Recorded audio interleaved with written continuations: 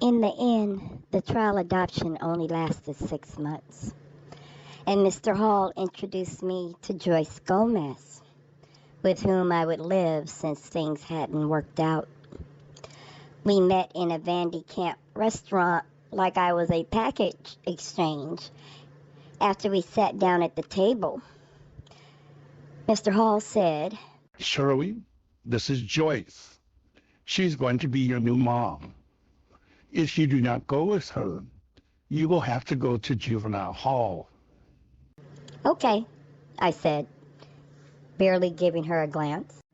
Joyce was telling Mr. Hall, I am a single woman in my late 40s. I have never been married or have any children. with him saying, while a tear rolled down his eye, "Our loss is your gain." I knew I had to play nice, so when I noticed a fly on her purse, I said, "Hey, Mom, there's a fly on your purse." To which she replied, They call me Mom. I really didn't care, because I am so devastated over leaving.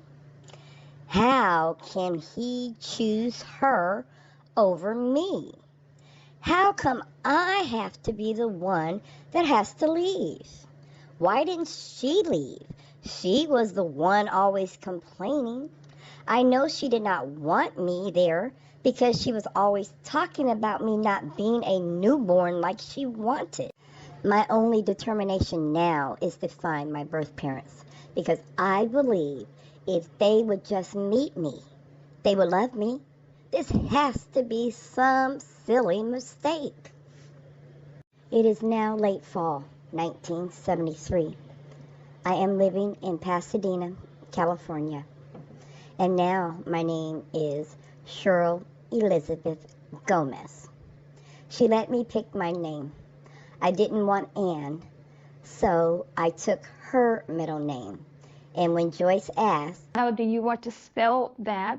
and I told her I just wanted to be Chirl, unfortunately, I did not know how to spell Shirley and had just learned that CH also sounded like SH. So I became Chirl. CHIRL. Joyce found me asleep in the closet again when she checked on me in the night. When I could not tell her why I would go into the closet, she has decided to bring me to my first counseling session. As I sit here while this man tries to get me to tell him something that I cannot, but he will not accept, which I do not understand. Why is it wrong to want to sleep in the closet? He is telling Joyce that he does not think or respond like a normal child. I told her on the way home that she wasted her money because I could have told her that I didn't act like other children. It is my first week at Pasadena Christian School. I have a teacher named Miss Hines. She's young and friendly, and she has on a sleeveless dress. And when she went to raise her hand, I noticed that she had not shaved under her arm. So I called her a hairy. By the looks on everyone's face, it would appear it is not an acceptable word to use. They did not expel me from school. I have been placed in a classroom by myself. This is a one-student classroom, and it is perfect for me because I am a loner, and I prefer to be by myself. It has been discovered that I not only can't spell, but I also don't know how to read or write. As a result of Joyce's connections, I am able to receive special tutoring and physical therapy at school, since I also have poor vision, hearing, and am considered malnutritioned. I am now 8, and I do not want to be here. Joyce keeps telling everyone, This is Shirl. She is my adopted daughter. Do you know everyone gets this Oh, you poor baby look on their face after she says that? And then they always follow up with a, what a wonderful thing for you to do, Joyce. like I'm a charity case or something. Today, I swallowed a whole bottle of Bear aspirin.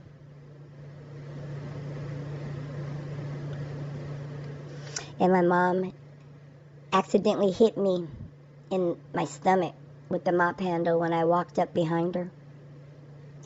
About an hour later, I threw up everywhere. I did not tell her that I had taken the aspirin. I will just let her assume that it is her fault.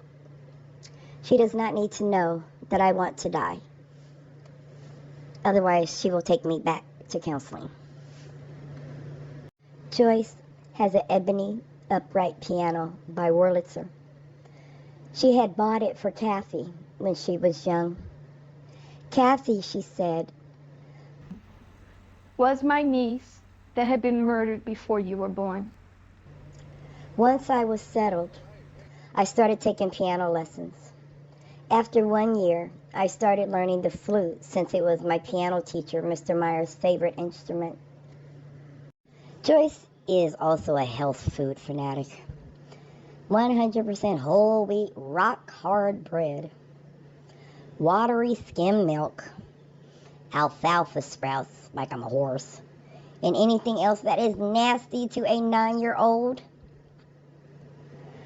It is so bad that at school, once a week, they order McDonald's Happy Meals for all the students, which costs us $1.25. Joyce will not allow me to have any junk food. So instead, she will send me to school with an alfalfa sprouts with a slice of cheese on dry bread with curdled milk in my thermos. The teacher paid for me to have the Happy Meal. And many times after that, she would have an extra lunch on hand when what I brought was even too disgusting for her. The one cereal she cannot get me to eat is oatmeal. I hate it. I fed it to the dog one day because it smells funny, and the dog threw it up, so I will not eat it. This morning, I refused to eat it and missed my school bus. She was so mad that she made me walk to school. I have no idea how to get to school, which is about 3 miles from the house. I am trying to follow the route of the bus, but I have gotten lost. I walk for another few blocks and end up asking some man that was mowing his front lawn how to get there. He took me. I was still about a mile away.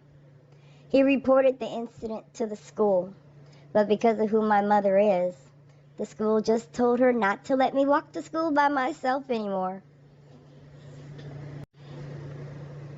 Alva and Barry Mayo live around the corner. They have 3 girls, and we go over and hang out with them from time to time. Rocky is the oldest.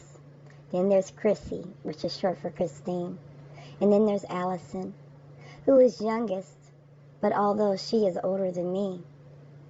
The downfall of being adopted is everybody wants to know why.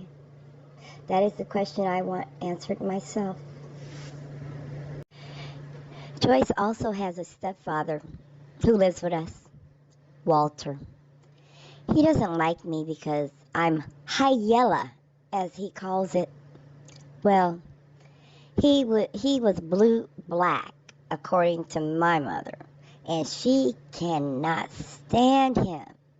Her mother had died a few years before from bone cancer, and Joyce said that he was abusive to her. Whenever he sees me, he calls me Kathy, which always leads to the same odd conversation. Uncle Walter, that is not Kathy. That is Chirl. Joyce would quietly say, which he would reply, Well, they look the same. anyone else wonder why she calls her stepfather Uncle Walter? Yeah, me too. Walter and Marion have a son, Charles. He is Joyce's half-brother, and she does not care for his side of the family. We go over to visit every now and then. I have 3 cousins. Although I stay cordial, I don't think of this new family as mine, because my main goal is to still find out what happened to my birth parents. I will not allow myself to get too close to anyone, since I never seem to stay long in one place. And I am also still expecting for something to happen, and then I end up in juvenile hall. I am also a member of the area YMCA, where I take swimming lessons and do after-school activities 2 days out of the week. Today, me and this girl named Leah got our picture in the Star newspaper for an article on the Y, and they had us show the items we had crafted. I finally have learned how to read. I am 9, and I love it, and there is no stopping me. Joyce buys me a new book every week. We also go to the library every 2 weeks, and I check out the maximum number of books allowed. Not long after that, we were in some place where we had to wait, and there was this lady sitting there with a ball of yarn and this metal hook. She noticed me watching her and asked, Do you want to learn how to crochet? I left with a ball of yarn, a hook, and a chain I was currently working on. Every few months, we go to the Blue Chip Stamp Redemption Center. I am not sure how it works, but she gets these stamps, and she has me dampen them with a moist sponge and then paste them in this book. She then lets me pick out an item that matches the number of books that are filled. Then she will take me and let me get the item. Today, as she was talking to someone, I saw a guy sitting on the street, and I walked over and started talking to him. Joyce came over and snatched me while yelling, Stay away from homeless people like that. You have no idea what kind of disease he may have. Do you understand? No.